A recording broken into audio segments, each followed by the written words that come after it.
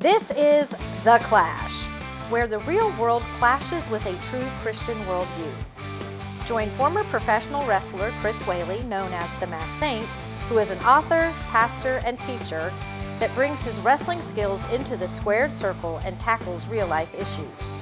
Along with Jeff Dixon, best-selling author, internationally known teacher, leader, and pastor who is not afraid to tackle the tough issues of the world we live in. Together they form a tag team of wisdom in The Clash.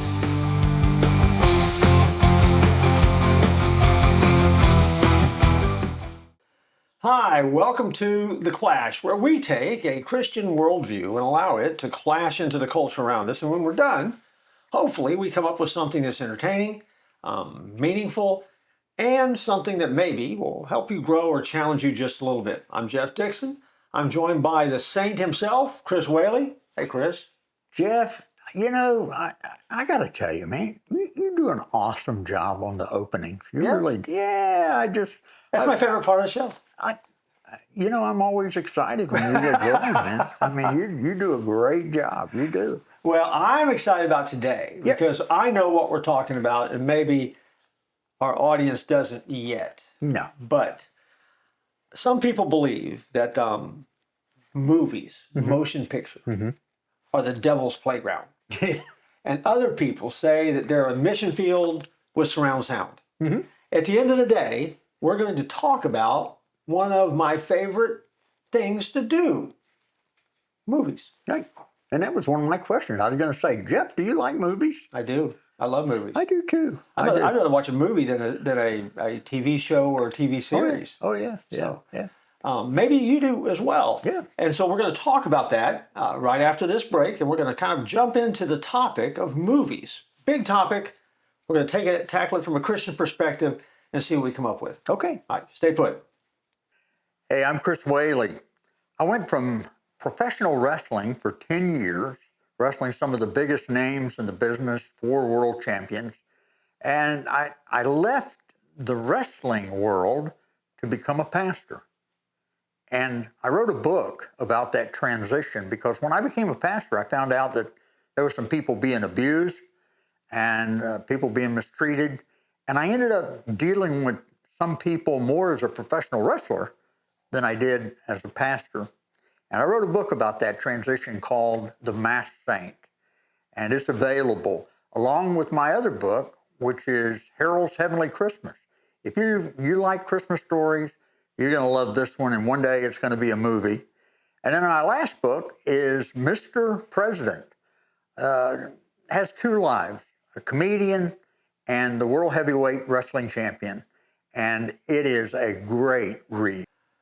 Today we're talking about movies. I'm excited about that because, again, as we said before we went to the break, I love movies. And I thought, I was thinking about why do I like movies so much? And I think there's something about just getting immersed and seeing a story that kind of draws you in. I mean, Jesus used stories all the time. Yeah. So in some ways, movies are some of our modern day parables. In some ways, they could be. You know, for me, movies are a great escape. Because you know, and I know, as pastors, we deal with a lot of stress. Sure. Do we not? Oh, yeah. I mean, our life is full of stress. And when you deal with stress so much, and the people listening, my goodness, they're, working jobs and they're paying bills and, raising kids and doing all that kind of stuff. It's a stressful world out there. Plus, we drive on I-4 every day, too. So that's here in Central Florida. But it's just great to have an escape. And movies, I mean, I can lose myself in a movie and, that's an hour and a half, sometimes 2 hours in a movie that... Unless it's a Marvel film. Yeah, unless it's Marvel. And it runs 3 hours, 3.5 hours. Oh, yeah. Or the new Mission Impossible. That clock about 3 hours. 3 hours? Yeah, about 3 hours. Oh, my goodness and all. What is it about movies that you like so much? I like a variety of movies, but I like the fact that movies do the same thing. They give you an escape, but they immerse you in a story. And, depending, I guess, on your mood, you get to choose the kind of movie. So it can be a comedy, it can be an action-adventure movie, it can be full of drama, it can be have a little bit of that romance in it. I mean, there's a Yeah. lot of stuff that you can pick and choose from when it comes to movies. And today, you can go to a movie. I love going to the movie theater because now they got recliners, Jeff. They got recliners, and they have restaurants Yeah. at the movie theater. And I mean, I could sit in that recliner, have a soda, popcorn. Yeah. Man, it's pretty awesome. It is. Awesome. Now, it is a high dollar outing, though. Yeah. I mean, movies gotten pretty expensive. But through history, though, depending on what era you were born in, and depending on really what kind of upbringing you got, it hasn't always been widely accepted that Christians should go to movies. Oh no. Matter of fact, I mean, some Christians and some Christians today are still very anti-movie, Right. anti-entertainment. Right. Where does that come from? Well, that's the way it was when I was a kid. It was just looked down on. I mean, you just didn't go to movies because the morality thing. I think the morality thing started changing when we were kids. Up to a point. The 30s and 40s and the 50s. Morality was a big deal. There were lines that they didn't cross. But when it got to the 60s, brother, they started crossing some lines. Well, they started crossing some lines in the motion picture industry as it continued to evolve. Yeah. Then they started tagging it with the rating system. And by giving it a certain rating then, Yeah. that would dictate what lines they could cross, how Right. much further they could go. And then that kind of took the regulator off, and so they could make whatever film they wanted. They would come back then and give it that rating, and that rating is what it went to the theaters with. Yeah. Well, I was thinking about when we were kids, Jeff. What movies that just really stand out when you were a kid? I mean, I've got some of mine down. Okay. So. Well, I remember as a young kid, Disney movies were always They're on my list. the thing to see, and whatever the new release, and there was usually one about one a summer, maybe during the holidays one Right. that would come out, and by the time I was growing up, they were really the live action kind of films. So I have memories of the Love Bug series. Oh yeah.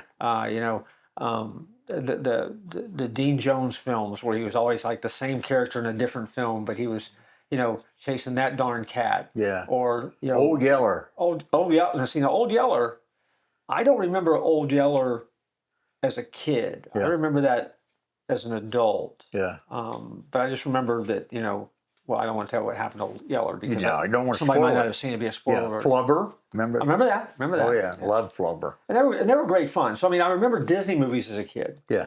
And when I was a young kid, and I think that's about all of. I mean, there wasn't that big a selection because there wasn't. When I was a kid, there wasn't even multiplexes.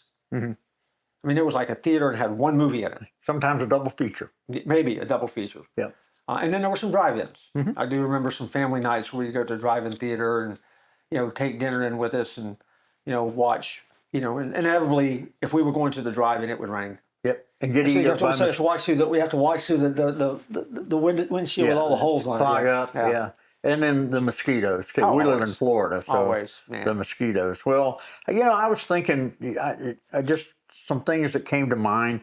I mean, the one big one is the Ten Commandments. You remember going to see? I went to see the Ten Commandments at a drive-in, Wow. and it was like, what? It's 4 hours long. Yeah, that was really. If they were doing it again, they ought to make 5 commandments at a time. Because that way you can come back for the. It's a built-in sequel, right? You're going to come back to see the rest of it.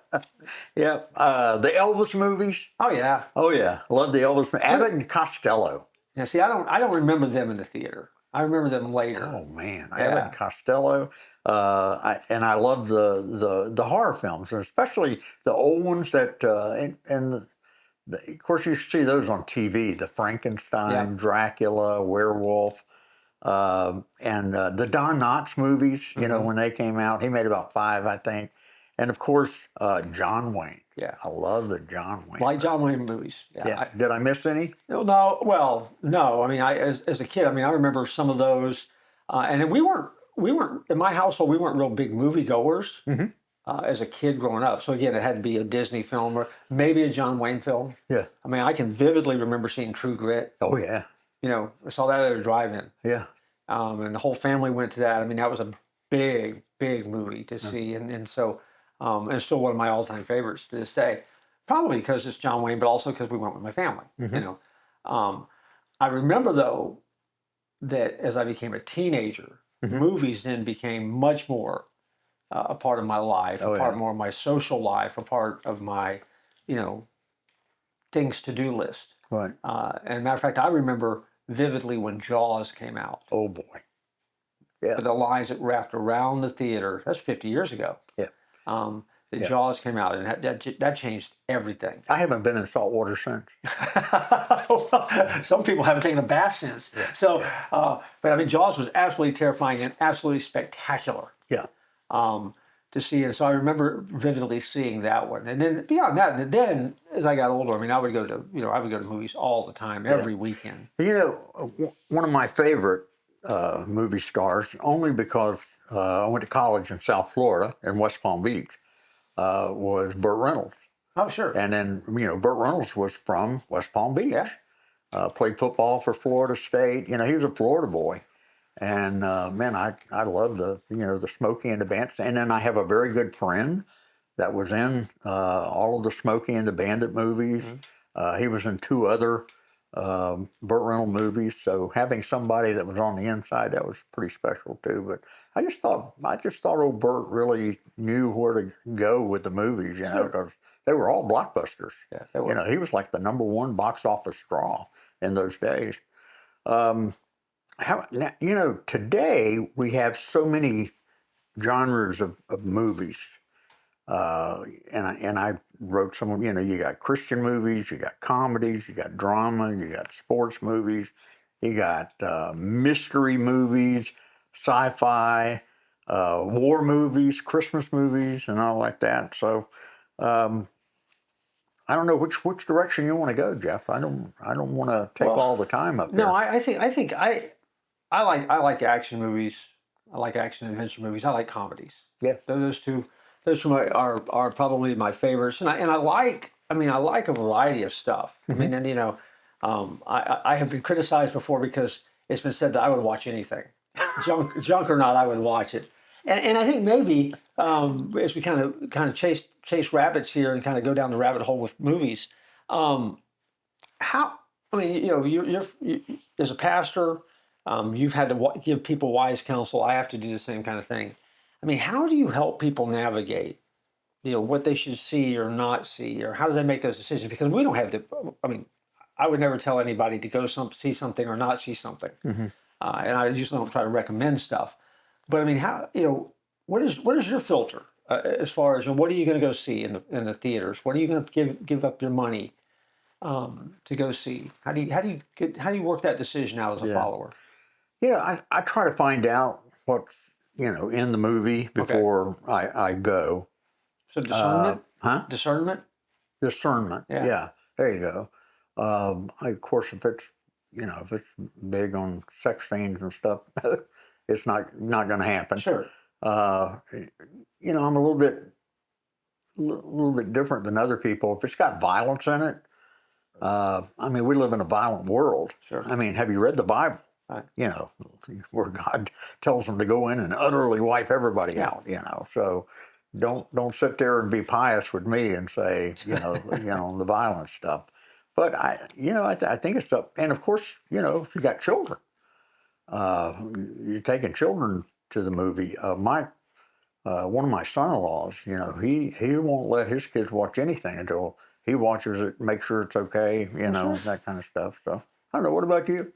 I think I'm the same way. I mean, I'll take a look at, you know, I don't really pay much attention to the rating as much as what is the film about, you know, and usually by the time you figure out what the film's about, you can almost guess what it's going to be rated.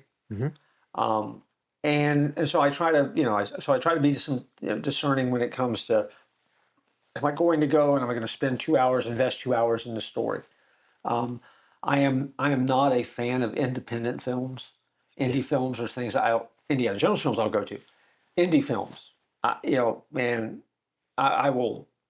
can think maybe twice in my life that I plunked down money to see an independent film. Not that they're a bad film, but one of the other tools I use is, you know, is there going to be return on my investment? In other words, am I pretty well going to like what I go to see? That has the tendency to be a a certain star that's in it, a genre, if it's a series, is it a sequel, is it brand new? How does that look? So I mean, I try to make decisions based on that, and then it's a decision: is my family going, or am I just going? Because again, that's going to change.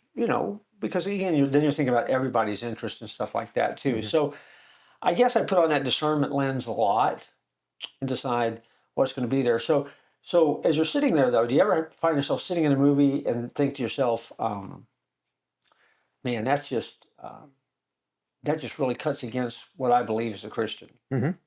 You sit there and make that moment where you go, yeah, I just disagree with that. Yeah. Yeah. In that sense, sometimes a movie will make you think. Yeah. And kind of forces you into that. Okay, how do I evaluate this based on my faith and my view of life, which is not a bad thing. Very often I get invited to go to a church where they show the movie, The Masked Saint. They show the movie, and then afterwards, they can ask me questions and all. And I literally spend the day at that church. And I've had a couple of pastors that said, "Well, you're pretty special because we don't do this very often. Have a movie here. Matter of fact, I don't go to a movie if it's not if it's over PG. I just don't go to a movie." And I never told them that The Masked Saint's rated PG-13. Of course it is, because of there's violence in it. Yeah, violence in it and all. So I would be honest with you and tell you there's not very many movies that I have seen that didn't make me think about a lot of different stuff. So, and I'm sure you're the same way. Well, I am, and I think that sometimes, especially, I was very focused on this when I used to do student ministry. I found that films were a great way to open up conversations about faith because if a movie was popular, it was communicating certain things and certain truths, and as people would watch it, again, the idea, how it collides with your faith really does come into play. But if it's a popular movie, it always opened the door for great conversations with teenagers, great conversations with your kids, great conversations with others about, what did we just see? Strengths, weaknesses. I mean, that doesn't mean that the movie's good or bad. It's just, what did you like about it? What did you see as a weakness? Did they have to do it? And sometimes I watch things in films and go, they didn't have to put that there. And other times, you say, okay, I get it. I get what they're doing and how they're trying to tell a story. And again, it's fascinating to watch. But I also think in those environments, so they can also be very good conversation starters for faith. And I think if a movie is controversial, I think that the church really does have a responsibility to speak into it. Oh, yeah. Because we are supposed to be sources of truth and help people process what it is that they're hearing and saying. Think back. What is the most controversial film that has come out that just immediately pops in your mind through your years in the pastorate and stuff? For me? Well, no, maybe not for you, but just for people in general that you had to navigate. Yeah, I was amazed, Jeff, at the controversy of the Harry Potter movies. Ah, you remember those? I do remember that. Why? I mean, parents that I was at my last church. We had a school that met on campus at that church, and it wasn't a Christian school. They were in between buildings, and they were using our building until theirs was complete. And they had a book fair, and several of the parents came to me. They're selling Harry Potter books, and I just don't think that's right here at our church. And was that a big issue with you, the Harry Potter movie? No, matter of fact, they weren't. I actually, when the Harry Potter craze hit, I actually read the first couple books just to find out what was going on. Because the idea was, well, it opens up the door for kids to get involved in witchcraft. It really didn't. Again, I've heard the arguments, and so that maybe that's a different show altogether. Yeah, we're losing a lot of our audience right now. But I actually look forward to the Harry Potter films because my middle child, that was one of the things that we actually did together every time a Harry Potter film came out. So I saw the whole series at some point. Now, did I enjoy the series? No. I enjoyed seeing the movies with my daughter. those are where my memories are. Always opened up conversation about, what we saw, what we liked, what we didn't like. Couldn't tell you. I mean, I couldn't even tell you the titles of the movies anymore. But yeah, I saw them all, endured them all. You remember when Passion of the Christ came out? Yes, Yeah. I do. Boy, oh boy. Now, it blew up a lot of liberal TV shows. And I don't know why, but my goodness, that was an unbelievable movie. I mean, one of my favorites that I've got on here as far as Christian movies was King of Kings. I love that movie. But my goodness, Passion of the Christ, I can only see that one time. Yeah, that was tough. Yeah, that was. I mean, Very graphic. See what our Lord went through. Yeah, I mean, of course, and that's one of those things too, where I think that as a follower, I always, again, I don't recommend or not recommend films. I don't do that. But if you're prone and you really want to connect with how violent it was, Mel Gibson did a fantastic job in that film of showing how violent the cross was and how painful it was. It'll break your heart. Yeah, break your heart to watch it. I remember vividly seeing it. Saw it a couple times. And I'm kind of jealous because Jeff has actually met Mel Gibson. No doubt about it. We're tight. I'm over here. He's over here, but we're tight. We're just as tight as you can be. I remember when The Exorcist came out. Oh boy, I was in college. People were going insane when The Exorcist came out. Yeah. And how horrifying it was, and how all of a sudden it was like we're opening the gates to demonic possession and things like that. Yeah. Did you ever see it? Did you ever see it? You don't have to admit it. I went when I was in college. Yeah. Okay. Yeah. I went to see it, and I'll never forget. Dr. Moody and two of the professors from Palm Beach, Atlanta. Were there? They kind of did a podcast before it was ever even popular, because they went to see it, and then they did this episode that went out on cassette tape of what they thought about The Exorcist, from a Christian perspective. Yeah. But yeah, I went to see it, and it was hard to sleep that night.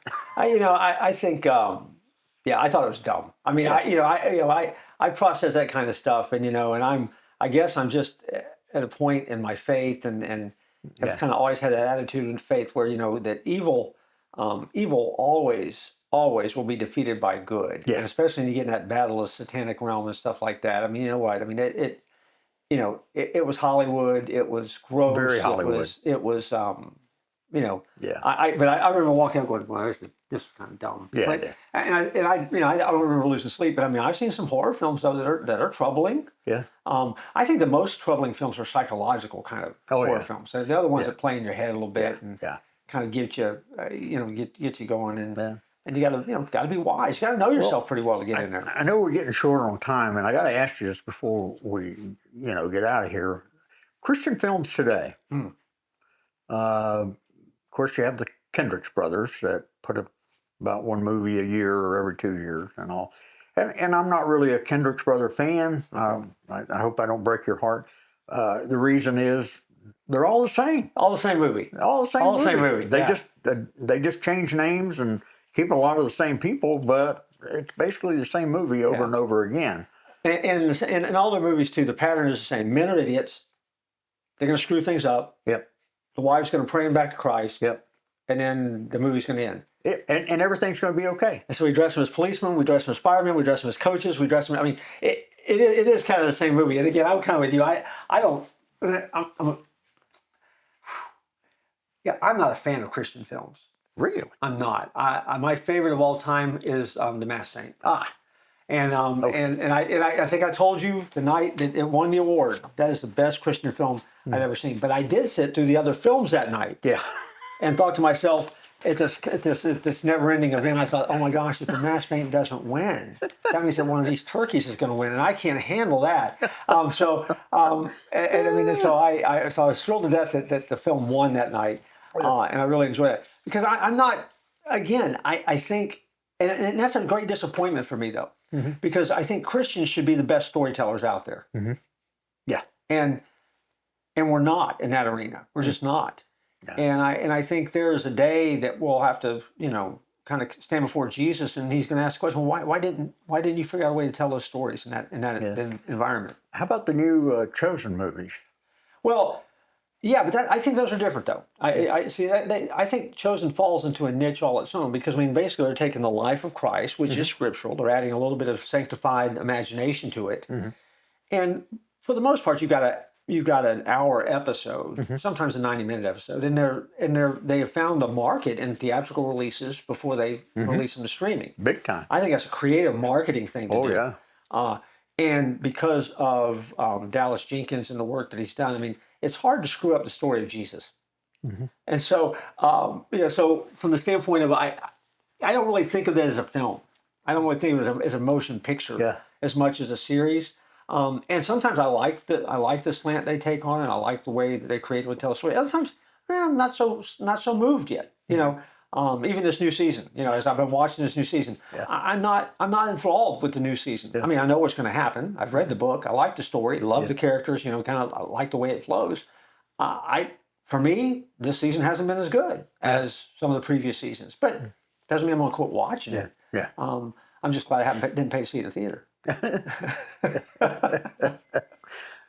Okay, man. Well, we haven't even touched the surface on this subject. We have not.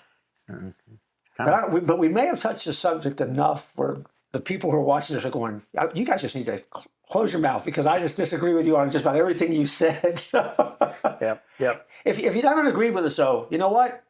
That's okay. Send us an email. Send us an email. Let us know. We'll probably come back and tackle this subject again. Yeah. Because there's a world of movies out there that I just love that we need to talk about. Yeah. Jeff gets more emails, so send them to me. Yeah, send them to Chris. Remember, Chris is the one you want to complain to. If it's a fan letter, send it to me. If you want to complain, send it to Chris. He'll put on the mask and come visit you. How about that? We better go to a commercial? Let's go to a commercial. All right. Chris, I was just thinking while we take a break here in the show. Yeah. Wouldn't it be nice if you could go somewhere and shop and get high quality merchandise that would have a lasting impact? Wouldn't that be good? I think that would be absolutely awesome. Well, I've got a suggestion for you because what is your favorite saying? Don't tap out. Look at that. How about a Don't Tap Out smokes. t-shirt? And look at the logo on the back. What's on the back? The Clash. That's one of my favorite shows. It's on my top list too. And people could go and buy this from our store. Now you say, how do you get to the store? Well, right now there's a QR code on the screen. If they use that QR code, they can go and they can buy, name something. We'll see if they can buy it there. What do you want to buy? Probably, I want to get a long sleeve hoodie. You know what? You can get a long sleeve hoodie there. Really? Yeah, and you know what else? If you had a baby tomorrow, you could get Clash baby gear at that same store. Yep, you can get that. All this available at the Clash store. So if you haven't been to the Clash store, you're one of the few people in America that hasn't been there yet. Yeah. And so check it out. Buy our stuff. It makes us money. It makes us happy. Yeah. Okay. Go to the Clash store. Well, this has been fun. I hope over the last few minutes you guys have enjoyed hearing us kind of wander our way through a conversation about movies, and it's been helpful to me. Hopefully, it has been to you. But we're going to have to be done with this episode. Yeah, and I'm kind of sad too, Jeff. What would really be great is if we come up with a movie for the Clash. What would you think about that? A movie for the Clash? A feature film. A feature film. I think it'd be awesome. I think it would be awesome. What would it be about? I don't know. We'd have to work on that.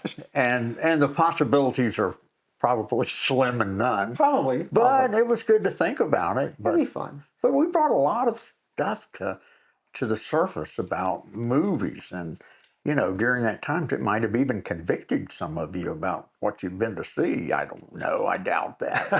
But anyway, I hope it gave you a lot to think about. We love doing this. And I hope you have a great week. And remember, don't tap out.